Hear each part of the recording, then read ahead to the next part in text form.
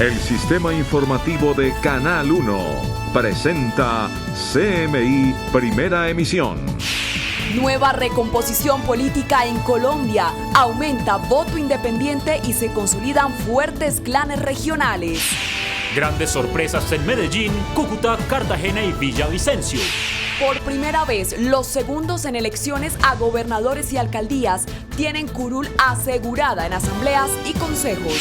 Claudia López, la primera mujer electa como alcaldesa de Bogotá, anuncia que el metro es el primer punto de trabajo en su agenda y que no construirá Transmilenio por la séptima.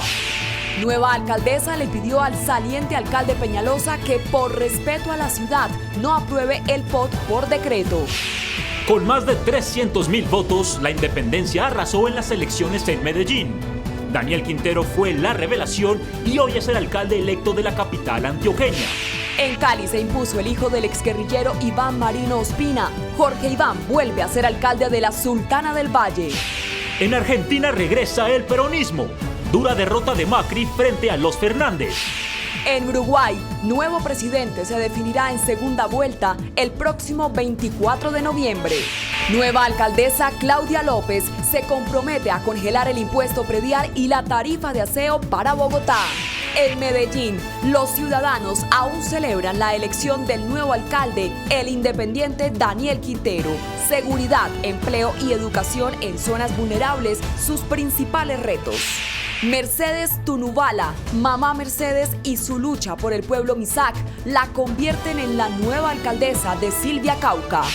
Históricos resultados electorales en Bucaramanga. Movimientos independientes anticorrupción eliminaron del mapa político a los partidos tradicionales. Aumentan los homicidios en el país. Medicina Legal revela que en los primeros 9 meses del año se presentaron más de 8.612 crímenes. Más de 334.000 víctimas del conflicto armado residen en Bogotá. 8.000 de ellas, que aún no han sido reparadas, serán vinculadas a proyectos de paz y reconciliación. 8 personas han fallecido en Bogotá por intentar colarse en Transmilenio. Un patrullero que intentó evitar el ingreso irregular al sistema también perdió la vida. Estudiantes de la Universidad Distrital se van a paro indefinido. Rechazan la corrupción. Con Luisa Tobo. Bienvenidos a CMI Primera Emisión. Bogotá tiene por primera vez en su historia a una mujer como alcaldesa de la ciudad y empezando el día anunció varias de sus políticas. Definitivamente no habrá Transmilenio por la carrera séptima y le pidió al alcalde Peñalosa que no expida por decreto el plan de ordenamiento territorial de la ciudad. Así, Claudia López recibió su victoria como la primera mujer en ocupar el segundo cargo más importante del país, la alcaldía de Bogotá. Gracias. Hija de maestra y con 1.108.541 votos.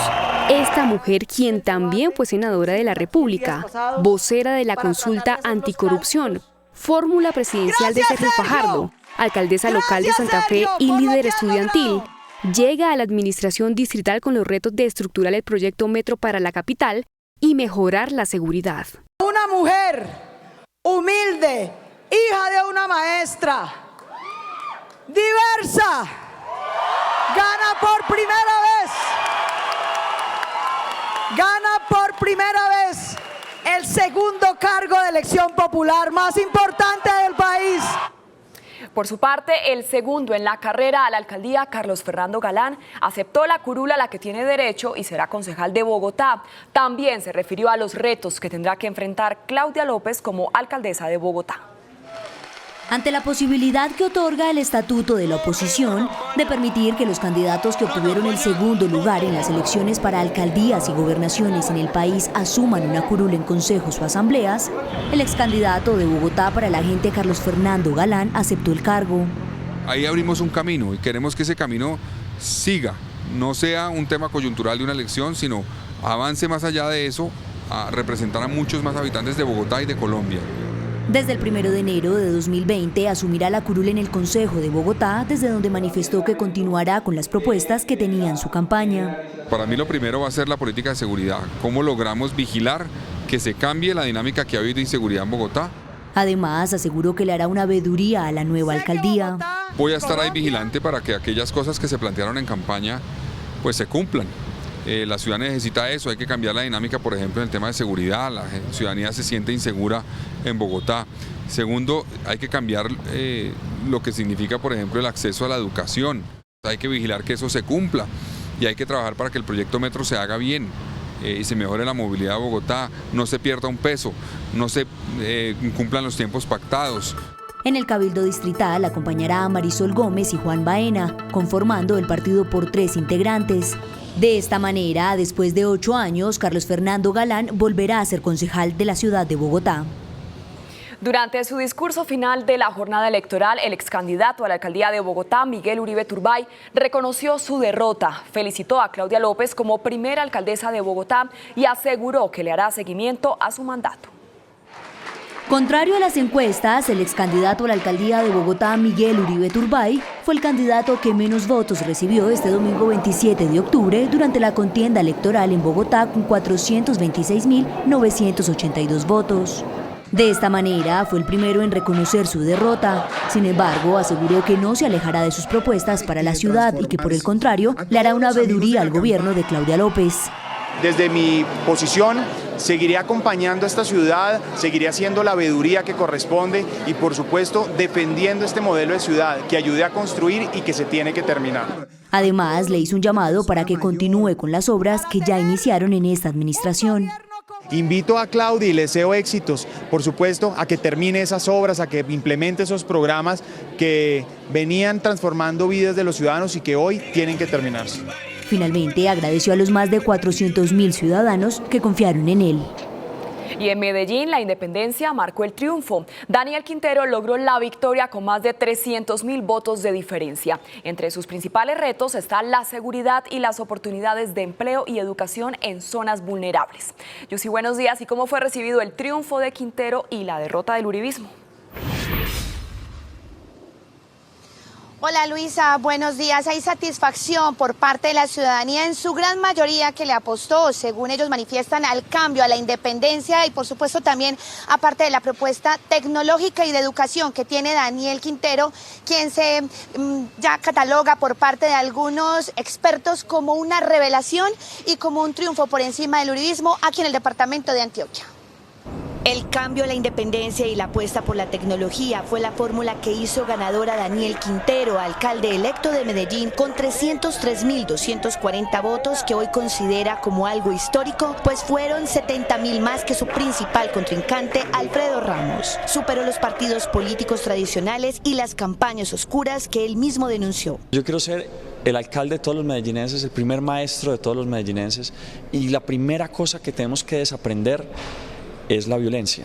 Quintero, de 39 años, es casado, padre de una niña y otra en gestación, nació en un barrio popular de Medellín, fue vendedor ambulante, pero se convirtió en ingeniero electrónico, especialista en finanzas y máster en administración de negocios en Harvard. Fue viceministro de Economía Digital y ex viceministro de las Tecnologías. Yo voy a hacer un llamado en mis primeros días de gobierno, una gran reflexión sobre cuál es la educación que necesita la ciudad para estar al paso de los cambios tecnológicos, de la cuarta revolución industrial, para que hagamos de Medellín Valle del Software, para que creemos empleo. Una de las propuestas más ambiciosas de la campaña de Daniel Quintero con su movimiento Independientes fue disminuir las tarifas de energía y así contribuir con la economía de los hogares de Medellín. Otro de los principales retos también será sacar adelante el proyecto de Hidroituango, entre otras que también tiene y que les diremos próximamente aquí en esta emisión, en los retos que son como seguridad y también empleo en la capital antioqueña. Yusi, muchas gracias. Y en Cartagena, el abogado y activista anticorrupción William Jorge Dau, conocido como El Tractor, fue elegido como nuevo alcalde. Evelyn, buenos días. ¿Y qué promete Dau para sacar a Cartagena de la crisis? Buenas tardes, Luisa y televidentes. Pues el mandatario electo de los cartageneros promete acabar con la corrupción sin treguas y promete acabar también con los malandrines. Esta es una palabra que ha sido insignia en su plan de gobierno. Además de todo, también dice que va a erradicar por completo la pobreza de la ciudad. Estos son los dos pilares fundamentales en los que se basó su campaña. De acuerdo con expertos, la votación que dejó electo a este mandatario reflejó el voto de revelación, el voto protesta de los cartageneros, mientras otras personas, otros expertos aseguran que esto ha sido un tiro al aire, pues Dow no tiene experiencia alguna. William Dow fue electo como el primer mandatario de la Heroica con el 28.99% de la votación, representando poco más de 113.000 votos. Rompimos las cadenas de la corrupción, la pobreza y la miseria. Entre todos vamos a salvar a Cartagena, vamos a sacar los malandrines que tanto se roban el 70% del presupuesto del distrito de Cartagena. Uno de los principales retos del mandatario electo de los cartageneros es no defraudar a quienes apostaron por un cambio a la histórica corrupción en la que se ha sumido la ciudad durante las últimas décadas. Y yo les juro que no los voy a defraudar. En 7 años, Cartagena ha tenido 11 alcaldes, entre elegidos popularmente, encargados, corruptos e inhabilitados. Una cifra absurda que la pone en el ojo del huracán y obliga al próximo alcalde a recuperar la institucionalidad, transparencia en los procesos y mantenerse como un alcalde de 4 años. De acuerdo con la MOE, fueron 70 observadores los que recorrieron la ciudad más 5 itinerantes. Además de esto, una de las irregularidades que se presentó según el último informe de la MOE fue que aproximadamente el 40% de las mesas no se mostraron los votos cuando estos fueron leídos. Esto es todo por el momento desde Cartagena. Evelyn Díaz, CMI La Noticia. Evelyn, muchas gracias. Y en Barranquilla no hubo sorpresas y se impuso el candidato que lideraba todas las encuestas, Jaime Pumarejo, candidato de Cambio Radical. Fabián, buenos días. ¿Qué dice el nuevo mandatario? Luisa, muy buenos días para usted y todos nuestros televidentes. El nuevo mandatario dijo que Barranquilla se regirá en 3 ejes. Uno que tiene que ver con la seguridad, otro que tiene que ver con el empleo y otro hacer de Barranquilla un polo turístico de la región Caribe. Jaime Pumarejo Haynes nació en Barranquilla, es administrador de sistemas de información de la Universidad Purt en Indiana, Estados Unidos. Según el nuevo alcalde, Barranquilla se regirá en 3 ejes, entre ellos combatir el desempleo y aportar capital semilla para los microempresarios. Me gustaría que trabajara dando empleo, seguridad y la educación y la salud. La inseguridad en algunos sectores de Barranquilla es la principal preocupación de los habitantes de esta ciudad. Le exigen mayores inversiones al nuevo alcalde. También le piden acciones más contundentes en contra del microtráfico. Inseguridad, sí. Barranquilla necesita más seguridad. Los barranquilleros también piden el fortalecimiento de los frentes de seguridad. Luisa, me encuentro en este momento en el barrio La Ciudadela 20 de Julio, en donde dentro de pocos minutos el alcalde Alejandro Char hará entrega de un camino, un puesto de salud, también un parque y una vía. A este lugar llegará el alcalde electo Jaime de Barranquilla y de esta manera inicia el proceso de empalme. Desde Barranquilla, Fabián Lesmes, CMI, La Noticia. Y en Argentina el peronismo regresó al poder. El movimiento político central de la historia argentina ganó las elecciones presidenciales en una jornada inusualmente tranquila. El derrotado presidente Macri fue el primero en salir a reconocer la victoria de Alberto Fernández. Con todo a favor, Alberto Fernández ganó la presidencia de Argentina y superó al actual mandatario Mauricio Macri. Con más del 95% de las mesas escrutadas, el centroizquierdista supera por 8 puntos con 48,1% a Macri, quien tan solo cuenta con 40,4%. Fernández, quien asumirá el poder el próximo 10 de diciembre, recibe un país con una de las tasas de inflación más altas del mundo. Casi un tercio de los argentinos son pobres y su moneda se ha desplomado desde que su antecesor subió al poder. Porque lo único que nos preocupa es que los argentinos dejen de sufrir de una vez por todas. La victoria de Fernández no es tan sorpresiva, pues el pasado 11 de agosto en las primarias que se llevaron a cabo para escoger los partidos que podrían estar habilitados para estas elecciones nacionales, salió vencedor el peronista y su polémica fórmula vicepresidencial Cristina Fernández de Kirchner. Va a tener una tarea muy difícil. Mauricio Macri aceptó su derrota y aplaudió a su oponente.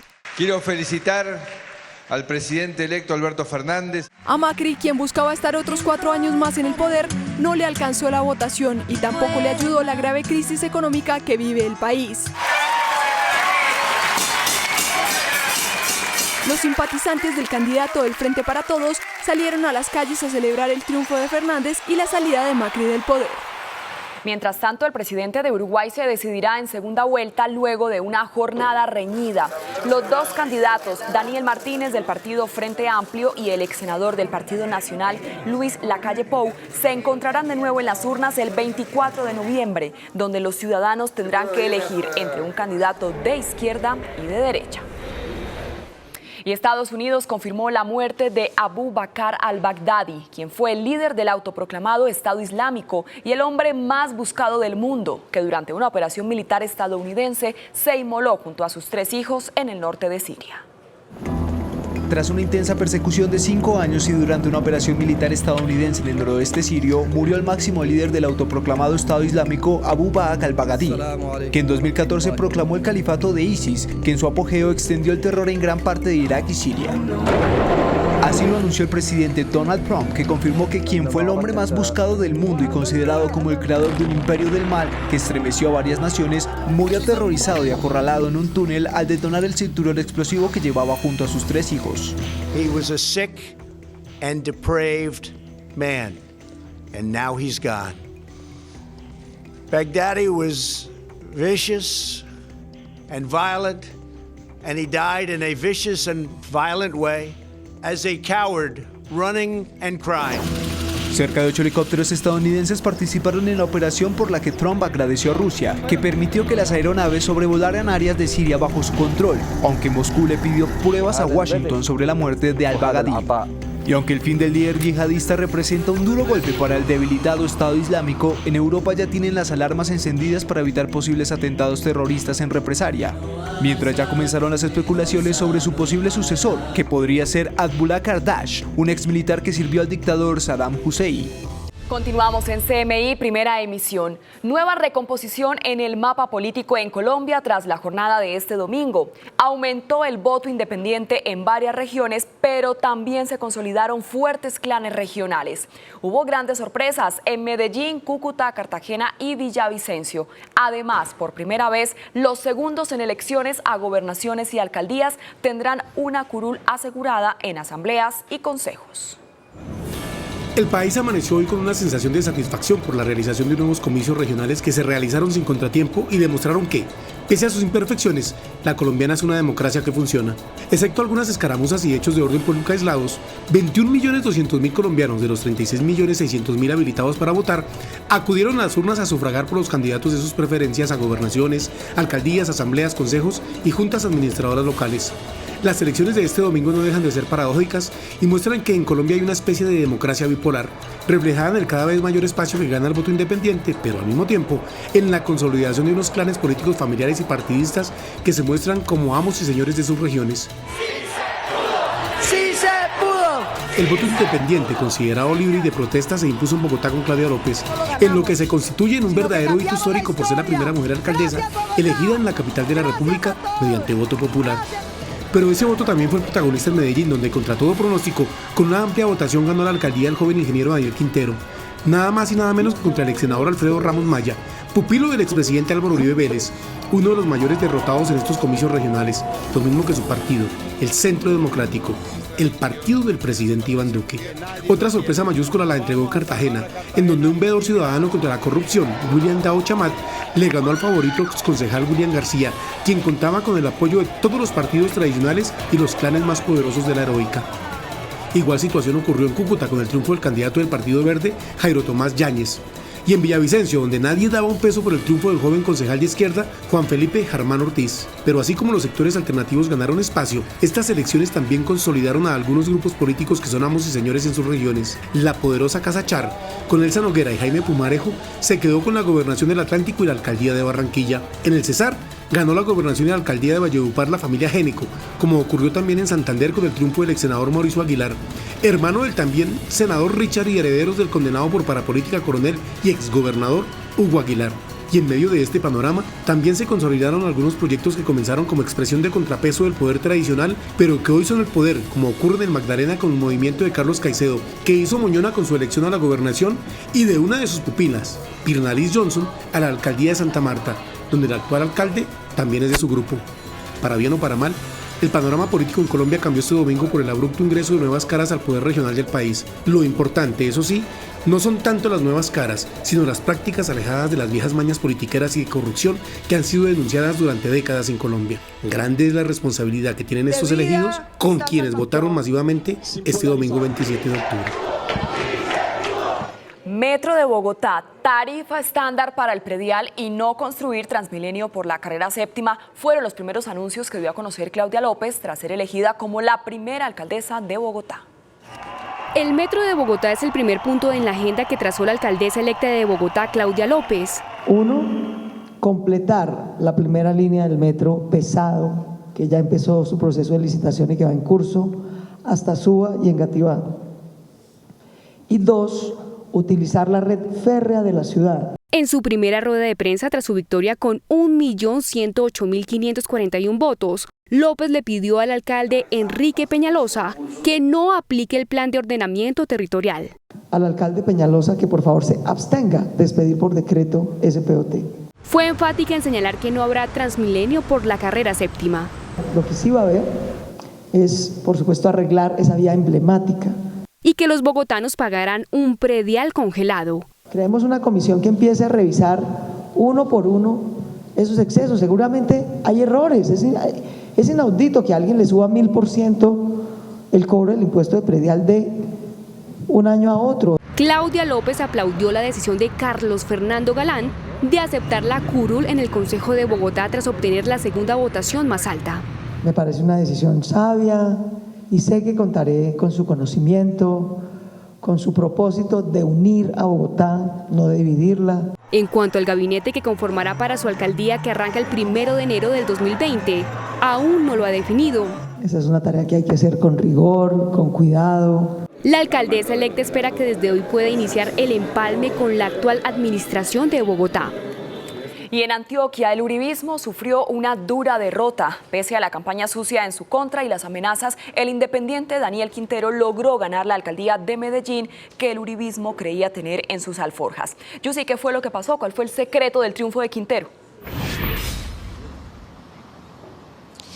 Luisa, según análisis de expertos en política, también del mismo candidato, de su campaña y de las personas que votaron por él, es que le apostaron a un cambio, a una nueva política, algo que hiciera algo distinto, especialmente en los barrios periféricos de la ciudad, que quieren nuevas oportunidades de empleo, de educación y de tecnología, tal y como lo propone Daniel Quintero. Entre sus principales retos estará mejorar justamente la seguridad, que recordemos durante este mandato estuvo un poco inconforme la ciudadanía, pues tiene 580 muertes violentas hasta hoy, 27 de octubre. 28. Con satisfacción y esperanza, los ciudadanos recibieron la victoria del alcalde electo de Medellín, Daniel Quintero, a quien ven como el cambio y una política nueva. Me parece excelente. Hay que renovar o mirar, conocer gente nueva. Bueno, me parece excelente, ya que era tiempo de recapacitar. Y creo que ya muchos jóvenes podemos salir a votar y los jóvenes somos el cambio. Entre los principales retos del primer mandatario de Medellín será mejorar la seguridad y contrarrestar la cifra de homicidios que hasta hoy supera las 500 muertes violentas. Y pues como más poner policía, más cámaras, que la inseguridad es bastante. Mejorar la movilidad con estrategias complementarias al pico y placa que hay en Medellín será otro de los principales desafíos para el próximo periodo de la alcaldía de la capital antioqueña. Hay que decir también que el nuevo gobernador de Antioquia es Aníbal Gaviria, quien repite nuevamente este mandato por elección popular. Es todo a las 12:11 del mediodía desde Medellín. Yusi Chaparro, CM, La Noticia. Feliz tarde. Yusi, muchas gracias. Y en Silvia, Cauca, fue elegida como alcaldesa por el Movimiento Autoridades Indígenas de Colombia, AICO, Mercedes Tunubala Velasco, más conocida como Mamá Mercedes. Su lucha por el pueblo Misak la catapultó como una gran líder indígena. Nuestro corresponsal Camilo Fajardo estuvo con ella en Silvia. Camilo, buenas tardes. Luisa Fernanda, televidentes, cordial saludo. Aunque las elecciones en el departamento del Cauca transcurrieron con total normalidad en los 42 municipios, la abstención fue del 51%. Quienes asistieron a las urnas decidieron elegir candidatos de grupos étnicos. Con el 51% de abstención, se celebraron las elecciones en el departamento del Cauca. Municipios como Silvia optaron por alternativas étnicas para administrar los recursos durante los próximos 4 años. Informado el 100% de las mesas, Mercedes Tunubalá fue electa como nueva mandataria de Silvia con 4.226 votos. Nosotros somos incluyentes, nosotros los indígenas hemos trabajado igualitariamente, equitativamente para los demás sectores, entonces no tenemos los silvianos que preocuparnos por eso, por la exclusión, no. Cauca eligió el primer gobernador afro con 235.500 votos, escrutado el 99,71% de las mesas. Ha permitido que el certamen democrático, las elecciones, se haya podido llevar con toda la tranquilidad, sin tener ningún percance. Ahora la registraduría queda a la espera de la decisión de los segundos en votación de cada ente territorial para saber si aceptan o no curules en consejo o asamblea departamental. Yo me despido desde la Suiza de América, el municipio de Silvia, en el departamento del Cauca. Camilo Fajardo, CMI La Noticia. Camilo, gracias. Y pese a la gran campaña sucia en su contra, el hijo del exguerrillero del M-19, Iván Marín Ospina, Jorge Iván Ospina, logró quedarse con el triunfo en la alcaldía de Cali. Su principal reto será la seguridad en la ciudad. Actualmente hay un déficit de 2.000 policías. Javier, buenas tardes. ¿Y qué responde el nuevo mandatario?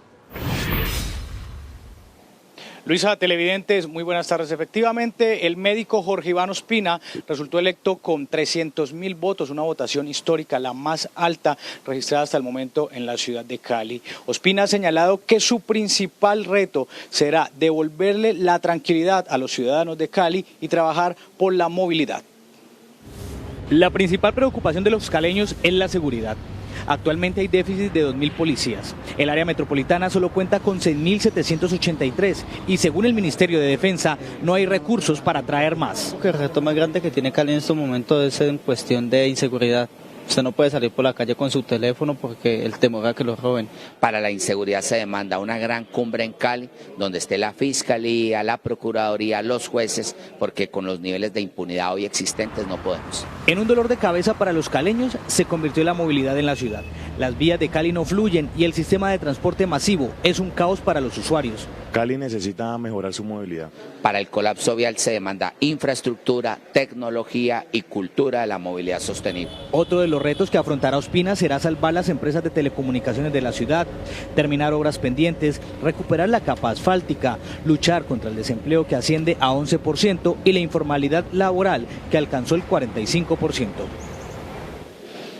Señala el médico Jorge Iván Ospina que otro de sus retos será generar empleo en la ciudad, ya que actualmente el desempleo y la informalidad se han tomado a la capital del Valle del Cauca. Su gran apuesta será crear turismo cultural en Santiago de Cali. Información desde la capital del Valle del Cauca, Javier Ramírez, CMI La Noticia.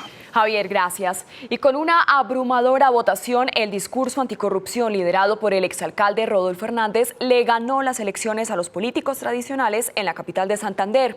Panorama electoral en esta región del país. Ana Mercedes, buenas tardes. Hola Luisa, televidentes, cordial saludo. Con una votación histórica de 100.000 votos de diferencia frente a sus adversarios, un empresario apoyado por el exalcalde Rodolfo Hernández fue elegido el nuevo alcalde de Bucaramanga. 141.000 votos, 100.000 más que su segundo, llevaron a este empresario, ingeniero civil de 55 años y ex vicepresidente mundial de una cementera, a convertirse en el nuevo alcalde de la ciudad bonita. Tenemos que ser capaces de avanzar, de dejar de polarizar y construir sociedad. Son muchas las necesidades y retos que hoy claman los bumangueses. Más progreso para Bucaramanga y acabar la corrupción. Políticas claras en materia de seguridad, en materia de control del transporte público, la piratería. Antes de comenzar, el nuevo mandatario fue claro con sus ciudadanos. Una característica muy marcada y es el individualismo, el egoísmo y la envidia. Yo desde la administración voy a empezar a liderar unas agendas participativas donde todos seamos capaces de construir una ciudad. Con agendas colectivas por comunas, el nuevo mandatario espera hacer un diagnóstico de las necesidades a las cuales dará prioridad en su gobierno.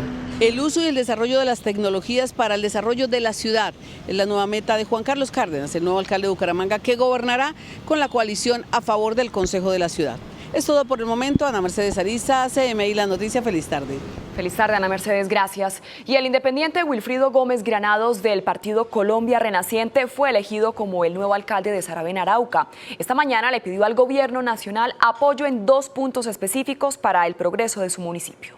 Necesitamos inversión social, esa vía de la soberanía está extremadamente acabada, es una trocha que nos ha dificultado el crecimiento y el desarrollo a la comunidad araucana.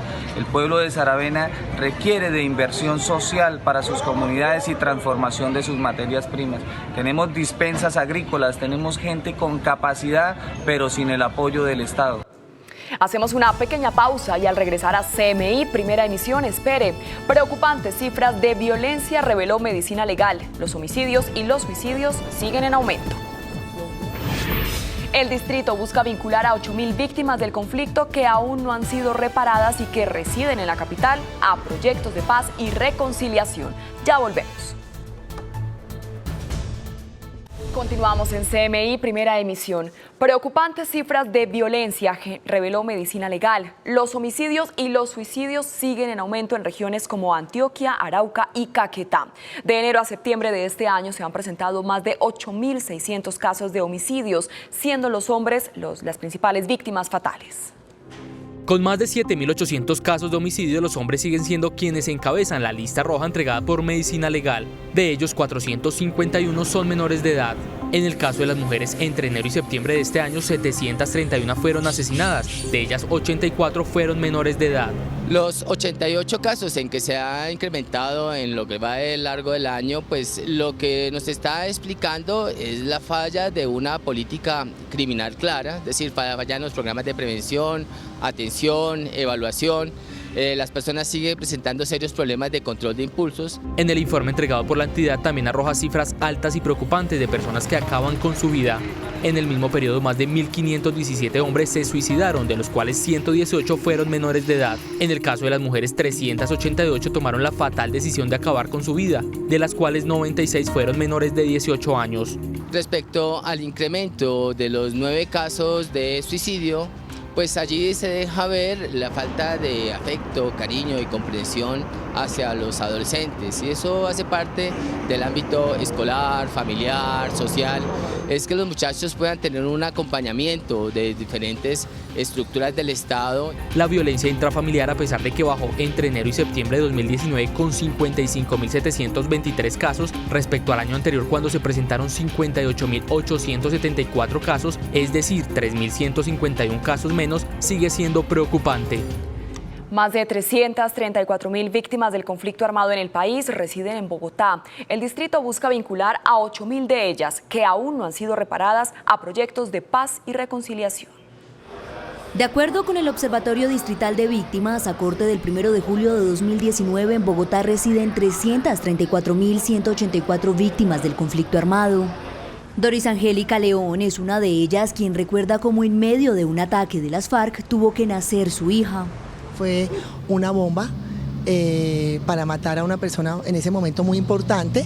Eso hizo que la niña, que yo estaba embarazada, se me saliera del vientre, quedando con alteraciones en los ojos, en falta de movilidad acá en los labios. Ella parecía autista. Asegura además que fue desplazada forzosamente. Yo tuve una amenaza aquí en Bogotá por participar en la Mesa Autónoma de Mujeres Víctimas, que son las mujeres que fueron abusadas por la FARC. Para estas personas que aún se reparan del dolor, el distrito pretende vincularlas a proyectos de paz y reconciliación. Este proceso pretende acoger no menos de 8.000 personas. Aquí ya hemos logrado integrar más de 5.600 personas que han sido víctimas de la violencia, para que en torno a la vida de la ciudad, de la vida de la localidad, nos acompañen. Las localidades donde más se concentran son Ciudad Bolívar, con 38.424 víctimas, Bosa, con 34.871, Kennedy, con 29.806, Suba, con 21.472 y Usme, con 16.110 víctimas del conflicto armado que aún pretenden ser reparadas. Y este lunes se conocería la sanción disciplinaria que enfrentará el exdirectivo de la Universidad Distrital, Wilma Muñoz, señalado de desviar millonarios recursos de contratos en la institución. César, buenas tardes. ¿Y cuál podría ser la sanción que recibirá? Luisa, televidentes, así es, muy buenas tardes. Pues hace pocos minutos inició acá en la Procuraduría General de la Nación la audiencia en la que se definirá cuál será la suerte de Wilman Muñoz, este exfuncionario de la Universidad Distrital, quien es señalado de desviar millonarios recursos de la institución, más de 10.000 millones en contratos. Pues lo que nos han dicho fuentes cercanas al proceso es que la sanción sería superior a los 10 años de inhabilidad para ejercer cargos públicos. Además, en el fallo la Procuraduría también le pedirá a la Fiscalía investigar varios hechos de corrupción y a otros funcionarios de la universidad que estarían inmersos en estos graves actos de corrupción. Pues espera que en horas de la tarde la Procuraduría General de la Nación dé a conocer cuál será la sanción que enfrentará este funcionario por estos hechos. Desde la Procuraduría General de la Nación, César Melo, CMI, La Noticia. César, gracias. Es momento de hacer una pequeña pausa, pero al regresar a CMI, primera emisión, espere. Estudiantes de la Universidad Distrital Francisco José de Caldas en Bogotá se fueron a paro indefinido. Lamentable, un patrullero que intentó evitar el ingreso irregular de un ciudadano al sistema de Transmilenio perdió la vida. Ya regresamos. Continuamos en CMI, primera emisión. Los estudiantes de la Universidad Distrital Francisco José de Caldas en Bogotá se fueron a paro indefinido. Una de las razones del cese de actividades es la no realización de una asamblea estudiantil para establecer medidas en contra de la corrupción. Según Viviana Ríos, líder estudiantil de la Universidad Distrital Francisco José de Caldas, el paro indefinido se da tras la negativa de una serie de peticiones que hicieron los universitarios. Nosotros llevamos más de un mes en medidas escalonadas, hemos hecho asamblea permanente con alerta de paro, luego hicimos una semana de indignación y ya definitivamente a la negativa del Consejo Superior entramos en paro indefinido. La petición principal de los estudiantes es realizar una asamblea estudiantil para abordar presuntos hechos de corrupción en la institución y otras problemáticas. Es solo uno de los miles de problemas que tenemos que se solucionan de manera estructural, por eso la necesidad de la asamblea universitaria para reformar los estatutos de la universidad. Días atrás, el rector encargado de la Universidad Distrital le pidió a los estudiantes que no cesaran las actividades académicas. El llamado no es a los estudiantes, sino al Consejo Superior para que apruebe la asamblea universitaria, que ya citando comisión primera y tercera únicamente le hace falta la plenaria y ya va a ser únicamente voluntad política el que ellos se reúnan y la aprueben. Ahora las directivas de la institución tendrán que definir si se suspenden o no las clases. Este año han fallecido 8 personas en Bogotá por intentar colarse en Transmilenio. En las últimas horas, un patrullero que intentó evitar el ingreso irregular al sistema de un ciudadano en la troncal de Soacha también perdió la vida. Natalia, buenas tardes. Detalles de esta historia. Luisa y televidentes, buenas tardes. Mire, pues fue en este punto del municipio de Soacha en donde este patrullero de la policía perdió la vida mientras un sujeto intentaba colarse en una estación de Transmilenio. Hablamos con algunas personas que residen en esta zona y lo que nos han dicho es que a diario miles de personas ingresan irregularmente al sistema, pero este no es el único caso. Hace pocas horas conocimos otra persona que desafortunadamente perdió la vida en el sur de Bogotá por también intentar colarse en Transmilenio. Veamos.